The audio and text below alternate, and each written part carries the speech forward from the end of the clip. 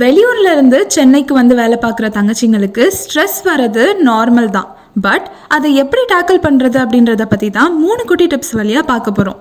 Number 1, சின்ன குழந்தைங்க பார்த்தீங்கன்னா சீக்கிரமாக அவங்களுக்கான ஃப்ரெண்ட்ஸ் நெட்வொர்க்கை உருவாக்கிக்குவாங்க. அதுதான் உங்களுக்கும்.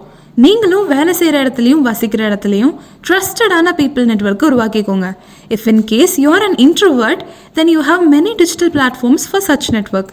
நம்பர் 2, புது இடம் புது பீப்புள் இது எல்லாமே உங்கள் மைண்டை ஃபுல்லாக்கி நிறைய டிஸ்ட்ராக்ட் பண்ண வாய்ப்பு இருக்குது. ஸோ ப்ராக்டிஸ் மைண்ட்ஃபுல்னஸ், அதாவது உங்கள் மைண்டை ஒருநிலைப்படுத்தி அப்சர்வ் பண்ண கற்றுக்கோங்க. Number 3, creativity can be the biggest stress buster. உங்களுக்கு இருக்க கிரியேட்டிவ் எபிலிட்டிஸில் ஃபோக்கஸ் பண்ணுங்கள்.